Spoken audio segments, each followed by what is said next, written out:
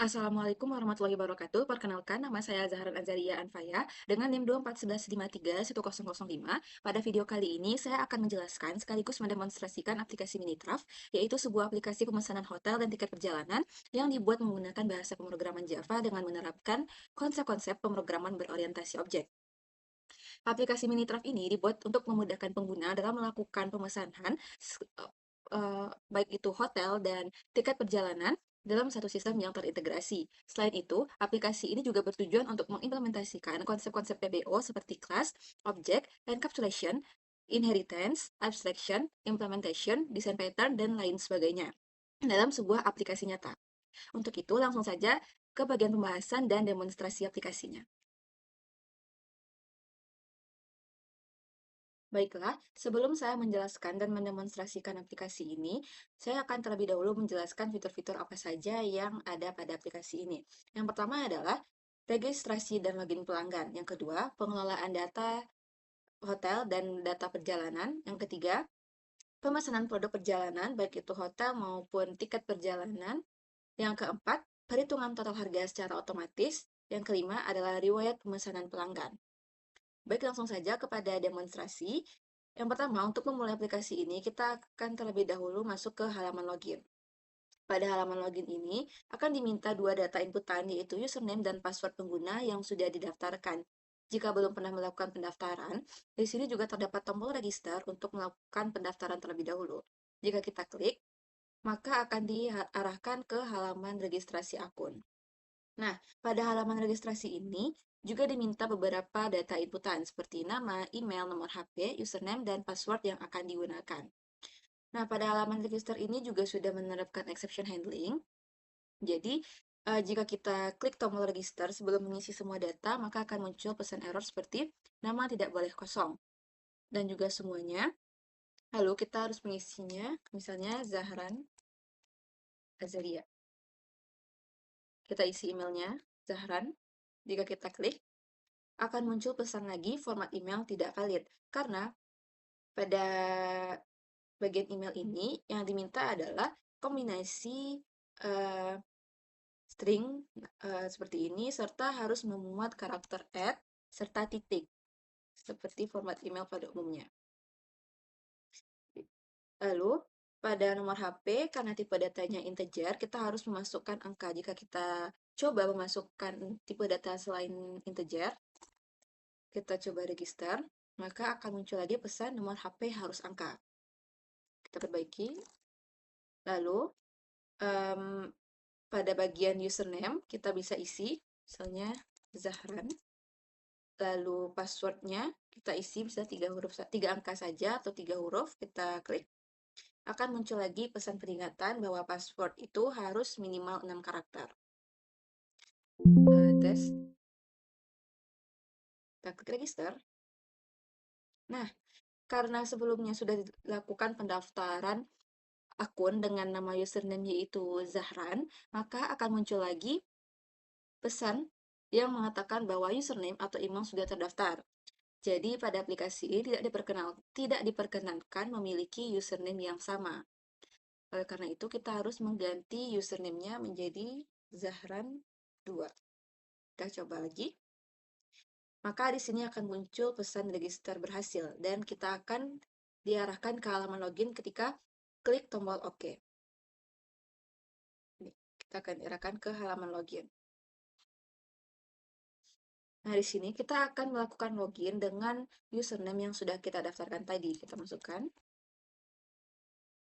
Passwordnya itu tadi 123456. Nah, di sini juga tidak mengabaikan huruf besar dan kecil. Jadi, jika kita memasukkan huruf kapital semua, huruf kecil semua, kombinasinya, maka tetap akan terdeteksi sebagai username yang sama. Jika kita coba, Zahran 2, huruf kapital, jika kita login, maka tetap akan dialihkan ke halaman dashboard Zahran Azaria. Nah, pada halaman dashboard ini, terdapat satu tombol pemesanan, yang mana jika kita klik, maka akan diarahkan kepada halaman pemesanan. Pada halaman pemesanan inilah pelanggan melakukan pemesanan baik itu hotel maupun tiket perjalanan. Di sini sudah terdapat pilihan jenis produk yang akan kita pesan, baik itu perjalanan ataupun hotel.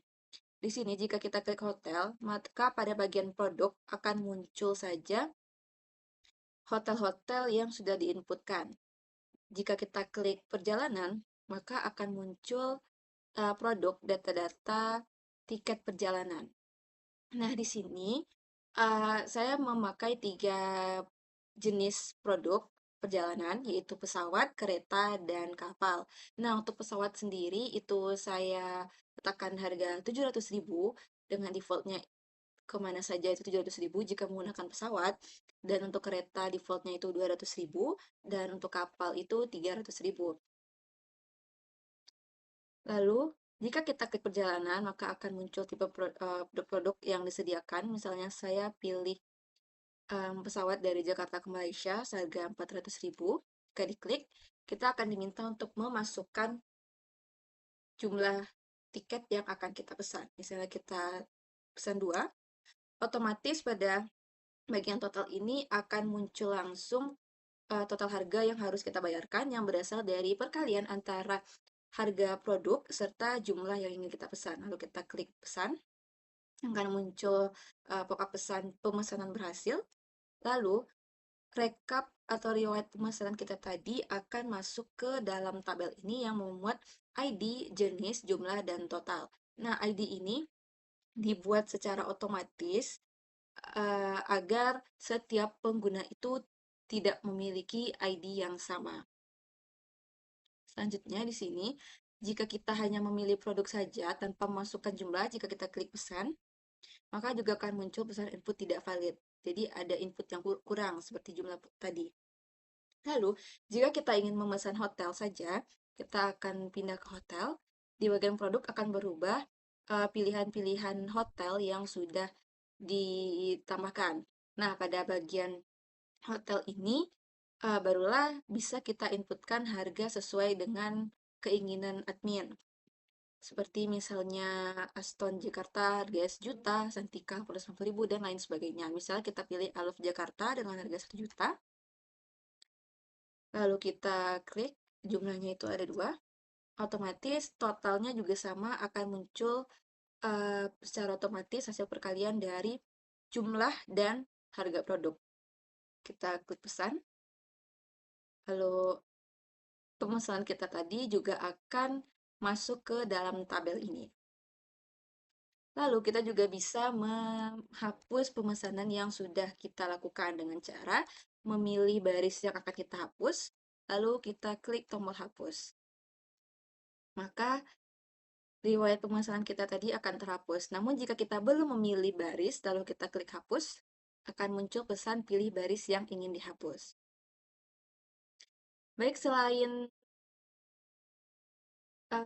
melakukan pemesanan, karena aplikasi ini masih pada tahap awal, jadi untuk penginputan data hotel serta data tiket pesawat itu masih dilakukan dari point of view pelanggan. Nah, jika akan dilakukan pengembangan aplikasi berikutnya, maka akan dibuat sebuah role lagi, yaitu admin yang bertugas untuk menginputkan data-data hotel serta tiket yang bisa dipesan oleh pengguna, jadi pelanggan. Jadi pelanggan itu hanya bisa nanti hanya melakukan pemesanan saja. Baik, selanjutnya untuk melakukan penginputan data hotel dan data perjalanan dapat dilakukan pada kelas form hotel. Jika kita klik, lalu kita jalankan kelas form hotel, maka akan muncul tampilan seperti ini. Di sini kita bisa menginputkan nama hotel, lokasi, dan harga hotel. Misalnya kita inputkan nama hotelnya itu Grand Zuri. Untuk lokasinya itu di Padang, harganya misalnya 600.000 semalam.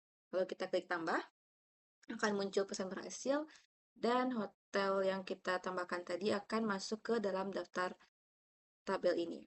Selain bisa menambahkan hotel, kita juga bisa melakukan update terhadap hotel yang sudah kita tambahkan sebelumnya. Caranya itu kita klik dulu salah satu hotel yang ingin kita ubah, misalnya ini Hotel Mercure. akan muncul di sini datanya, lalu bisa kita ubah lokasinya misalnya jadi Bukit Tinggi,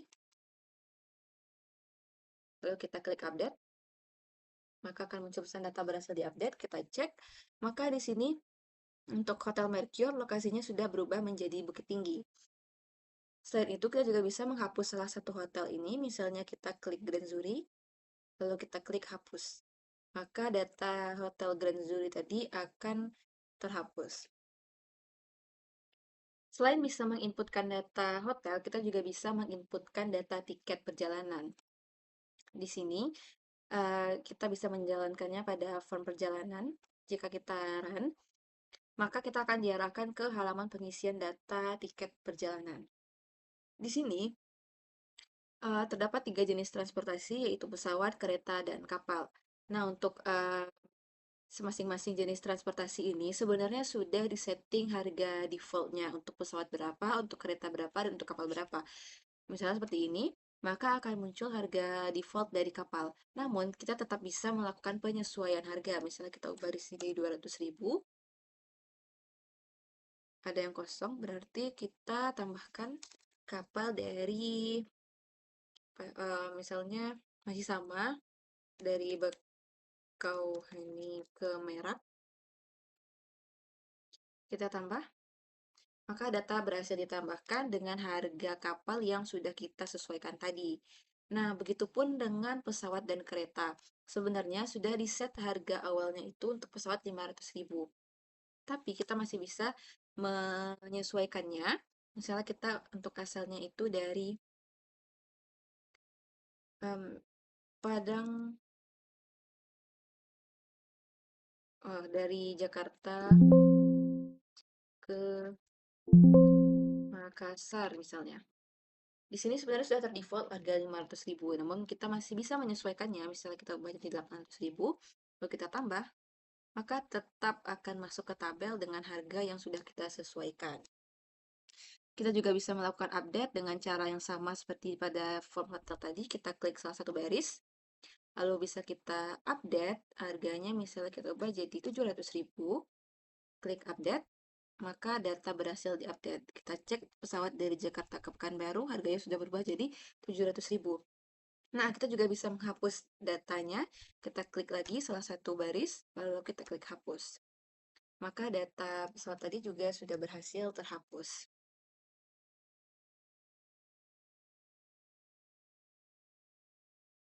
Baik, setelah melakukan pendemonstrasian tadi, saya akan mencoba menjelaskan pengimplementasian konsep OOP yang dipakai pada aplikasi ini.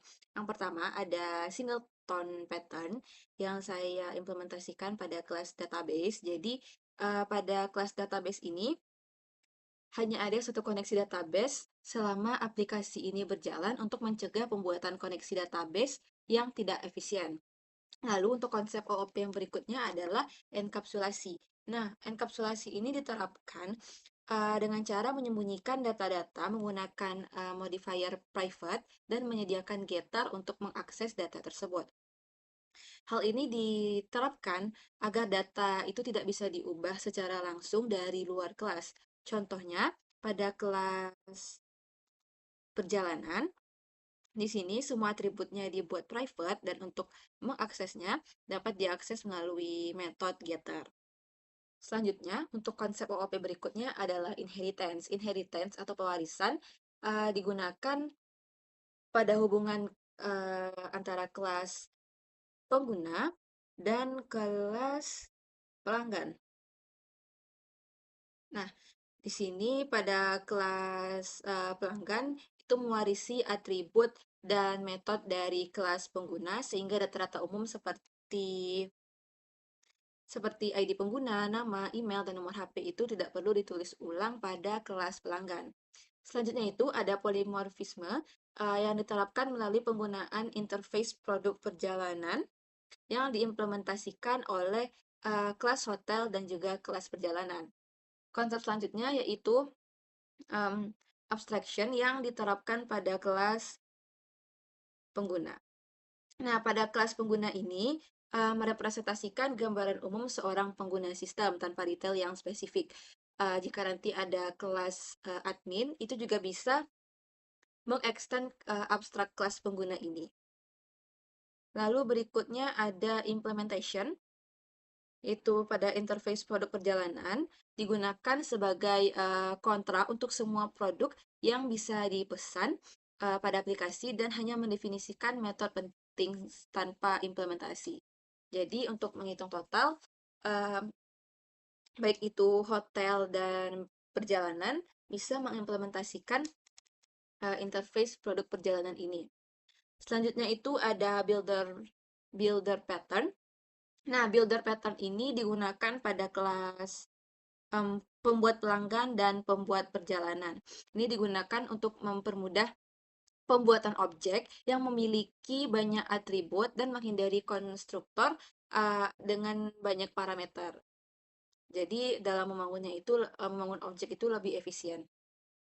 Selanjutnya, aplikasi ini juga menerapkan konsep CRUD yaitu create, read, update, dan delete yang diimplementasikan pada kelas pemesanan DAO.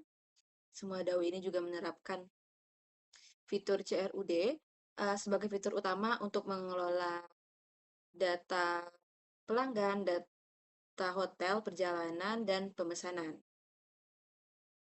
Selanjutnya itu ada kelas validasi. Nah, kelas validasi ini digunakan untuk melakukan pengecekan data input pengguna sebelum data diproses dan disimpan ke database untuk menjaga kualitas data.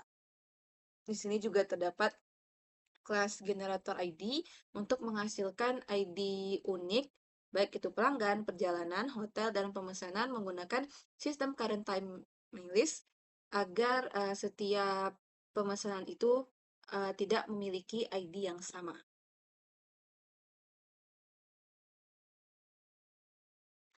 Baik, dapat disimpulkan, untuk alur program dari aplikasi ini dimulai dari login dan registrasi akun pelanggan, lalu akan diarahkan ke halaman dashboard.